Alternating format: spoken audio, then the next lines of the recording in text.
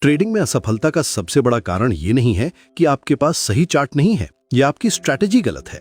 समस्या चार्ट्स या स्ट्रैटेजी की नहीं, समस्या आपके अंदर है, आपके माइंडसेट की कमी में। जब तक आप अपने दिमाग को समझ नहीं लेते, तब तक कोई भी टेक्निकल एनालिसिस आपको बचा नहीं सकता। ये एक कड़वी सच्चाई है जिसे ज्यादातर ट्रेडर्स स्वीकार करने से इनकार करते हैं।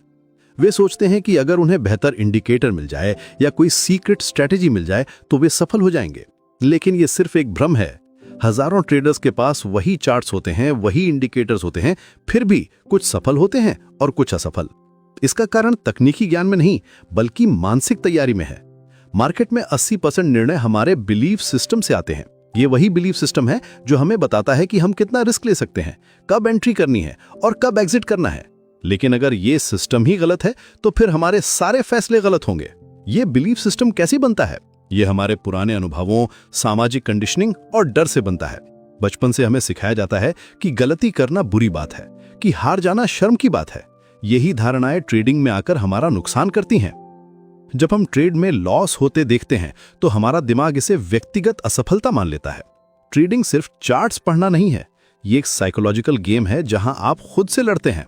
और जब तक आप ये नहीं समझते कि आपका सबसे बड़ा दुश्मन आपका अपना माइंड है, तब तक आप कभी कंसिस्टेंट प्रॉफिट नहीं बना सकते। इस मानसिक युद्ध में सबसे बड़ी चुनौती यह है कि हम अपने दुश्मन को देख भी नहीं सकते। यह हमारे अंदर छुपा होता है। यह हमारी आदतों में, हमारी प्रतिक्रियाओं में, हमारे डर में छुपा होता है। जब मार्केट हमारे खिलाफ मूव करता है तो यह दुश्मन जाग जाता है और हमसे गलत फैसले करवाता है। आज हम समझेंगे कि कैसे आपका माइंड आपकी ट्रेडिंग को कंट्रोल करता है और कैसे आप इसे अपने फेवर में बदल सकते हैं। यह जर्नी आसान नहीं है, लेकिन जो लोग इसे पूरा करते हैं वे ना सिर्फ बेहतर ट्रेडर बनते हैं बल्कि बेहतर इंसान भी बनते हैं। तारांकन, the illusion of control in trading. सबसे पहले बात करते हैं कंट्रोल के भ्रम की। ज्यादातर ट्रेडर्स ये मानकर चलते हैं कि वे मार्केट को कंट्रोल कर सकते हैं। वे सोचते हैं कि अगर वे सही एनालिसिस करें, सही टाइमिंग से एंट्री लें, तो वे हमेशा प्रॉफिट बना सकते हैं। ये कंट्रोल का भ्रम इतना गहरा होता है कि लोग इसे पहचान भी नहीं पाते। जब कोई ट्रेडर कहता है कि मैं मार्केट को समझ गया हूं या मुझे पता है कि कल क्या होने वाला है, तो वो इसी भ्रम का शिकार हो रहा होता है। यह भ्रम इतना आकर्षक होता है कि हम इसमें फंस जाते हैं, लेकिन यह सच्चाई से कोसों दूर है। मार्केट पर कोई नियंत्रण नहीं। आप सिर्फ एक चीज कंट्रोल कर सकते हैं, खुद को। आप अपनी रिएक्शन कंट्रोल कर सकते हैं, अपना रिस्क कंट्रोल कर सकते हैं, अपनी इमोशंस कंट्रोल कर सकते हैं। इस समझ का मतलब यह नहीं है कि आप पावरलेस हैं। इसका मतलब यह है कि आपकी असली पावर कहीं और है। आपकी पावर अपने रिस्पॉन्स को चुनने में है, अपनी स्ट्रैटेजी को फॉलो करने में है, अपने इमोशंस को मैनेज करने में है। जब आप ये समझ जाते हैं कि मार्केट रैंडम है और आप सिर्फ प्रोबेबिलिटी के साथ काम कर रहे हैं, तब आपका पूरा पर्सपेक्टिव बदल जाता है। आप परफेक्ट ट्रेड्स की तलाश करना बंद कर देते हैं और कंसिस्टेंट प्रोसेस पर फोकस करने लगते हैं। यह बदलाव इतना गहरा होता है कि आपकी पूरी ट्रेडिंग अप्रोच बदल जाती है। आप हर ट्रेड को जीतने की कोशिश करना बंद कर देते हैं और लॉन्ग टर्म में प्रॉफिटेबल रहने पर फोकस करने लगते हैं। यह एक बहुत बड़ा मेंटल शिफ्ट है। कंट्रोल का भ्रम तब और भी खतरनाक हो जाता है जब आपको लगातार कुछ विनिंग ट्रेड्स मिल जाते हैं। आपको लगता है कि आपने मार्केट को समझ लिया है। आप अपनी पोजीशन साइज बढ़ा देते हैं, अपने रूल्स को लूज कर देते हैं। लेकिन यह सिर्फ एक इल्यूजन है। The moment you think you mastered the market is the exact moment it will humble you. Market का यह हम्बलिंग बहुत तेजी से होता है। एक दिन आप top of the world feel कर रहे होते हैं और अगले दिन आपका अकाउंट आधा हो जाता है। यह सिर्फ पैसे का नुकसान नहीं होता, यह आपके कॉन्फिडेंस का भी नुकसान होता है। इसीलिए हर सफल ट्रेडर एक बात कहता है, विनम्रता बनाए रखो। मार्केट आपको हमेशा कुछ ना कुछ सिखाने के लिए तैयार है। जिस दिन आपको लगे कि आपने सब कुछ सीख लिया है, उसी दिन मार्केट आपको आपकी औकात दिखा देगा। यह विनम्रता कोई कमजोरी नहीं है, यह आपकी सबसे बड़ी ताकत है। जब आप विनम्र होते हैं तो आप सीखने के लिए तैयार रहते हैं। आप अपनी गलतियों को स्वीकार करते हैं और उनसे सीखते हैं। अब बात करते हैं बिलीव्स और रियलिटी की। हमारे पास मार्केट के बारे में कई धारणाएं होती हैं। कुछ लोग मानते हैं कि मार्केट हमेशा लॉजिकल होता है। कुछ मानते हैं कि न्यूज़ के हिसाब से मार्केट मूव करता है। कुछ मानते हैं कि टेक्निकल एनालिसिस हमेशा काम करता है। ये सभी धारणाएं हमारे पुराने अनुभवों से बनती हैं। जब हमें कुछ बार सफलता मिल जाती है तो हम सोचने लगते हैं कि हमने पैटर्न को समझ लिया है। हम अपनी सफलता को अपनी समझ का श्रेय देते हैं, जबकि असफलता को बैड लक मान लेते हैं। लेकिन मार्केट की रियलिटी कुछ और है। मार्केट में कोई सर्टेनिटी नहीं है, सिर्फ प्रोबेबिलिटी है। हर ट्रेड एक इंडिविजुअल और रैंडम आउटकम है। आप चाहे जितना भी एनालिसिस कर लो, अंत में ये एक प्रोबेबिलिटी गेम है। ये समझना बहुत मुश्किल होता है क्योंकि हमारा दिमाग पैटर्न ढूंढने के लिए बना है।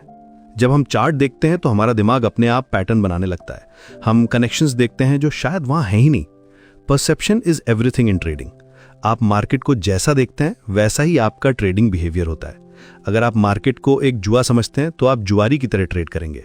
अगर आप इसे एक बिजनेस समझते हैं तो आप एक बिजनेसमैन की तरह ट्रेड करेंगे। ये परसेप्शन इतना पावरफुल होता है कि ये आपकी पूरी रियलिटी को बदल देता है।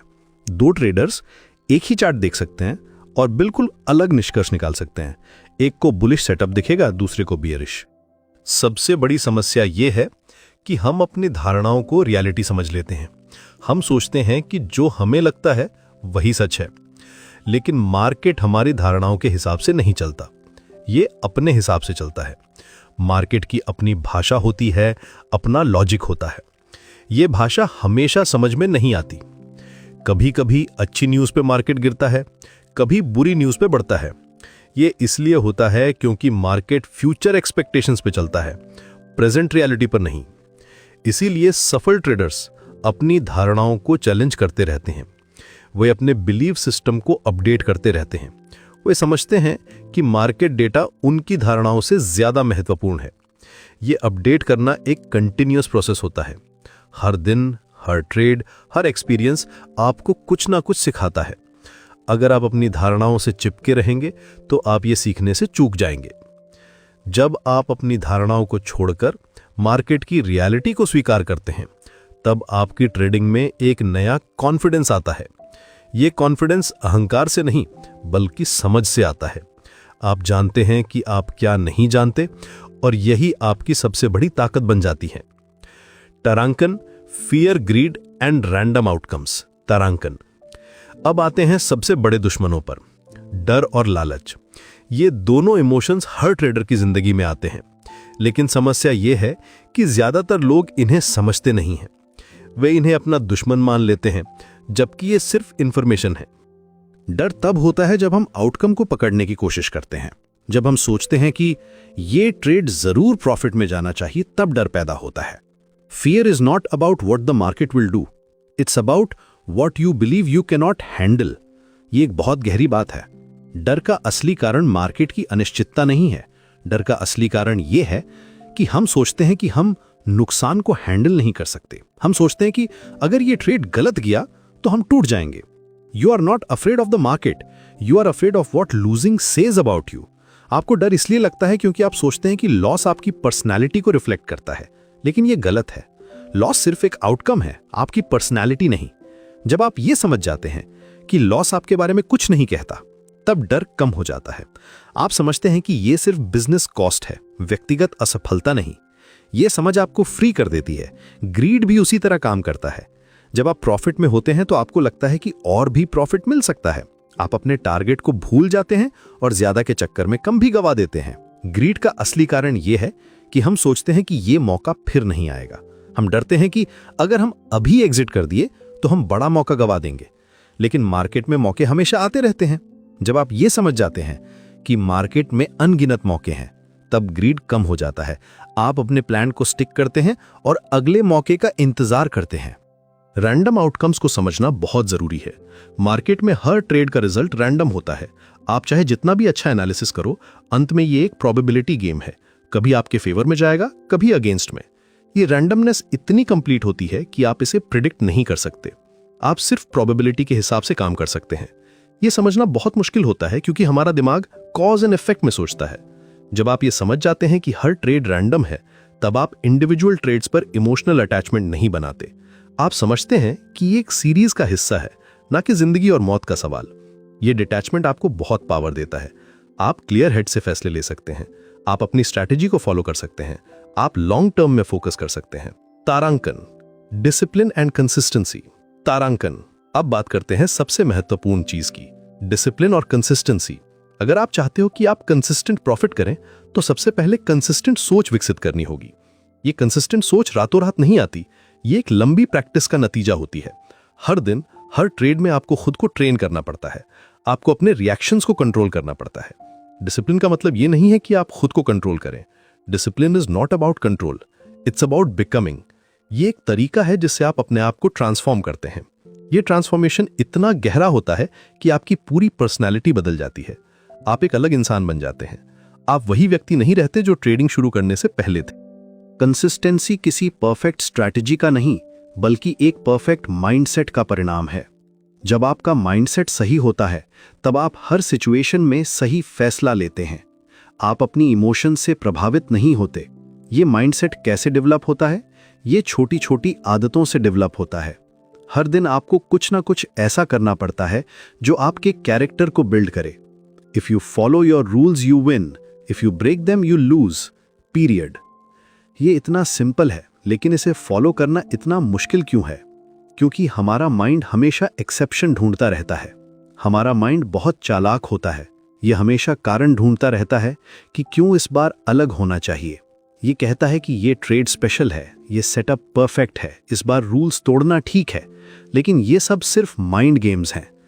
जब आप एक बार रूल्स तोड़ते हैं तो अगली बार तोड़ना और भी आसान हो जाता है। ये एक स्लिपरी स्लोप है जिससे बाहर निकलना मुश्किल होता है। हर बार जब भी लॉस हो तो 15 मिनट का मैंडेटरी ब्रेक लो। ये सिर्फ एक रूल नहीं है, ये एक साइकोलॉजिकल टूल है। ये आपको इमोशनल रिएक्शन से बचाता है और क्लियर थिंकिंग के लिए टाइम देता है। ये 15 मिनट बहुत महत्वपूर्ण होते हैं। इस टाइम में आपका दिमाग कूल डाउन हो जाता है, आपकी इमोशंस सेटल हो जाती हैं, आप फिर से ऑब्जेक्टिव हो जाते हैं। हर सिग्नल से पहले 5 सेकंड रुकिए। ये 5 सेकंड आपको इंपल्सिव ट्रेडिंग से बचाएंगे। इस टाइम में आप खुद से पूछ सकते हैं, क्या ये मेरी स्ट्रैटेजी का हिस्सा है? ये 5 सेकंड का पॉज बहुत पावरफुल होता है। ये आपको रिएक्टिव मोड से प्रोएक्टिव मोड में ले जाता है। आप इंपल्स से नहीं बल्कि प्लान से काम करते हैं। स्टॉप लॉस को भगवान की तरह मानो, न बदलो, न हटाओ, न भूलो। वो आपकी ढाल है। स्टॉप लॉस सिर्फ एक लेवल नहीं है, ये आपकी डिसिप्लिन का टेस्ट है।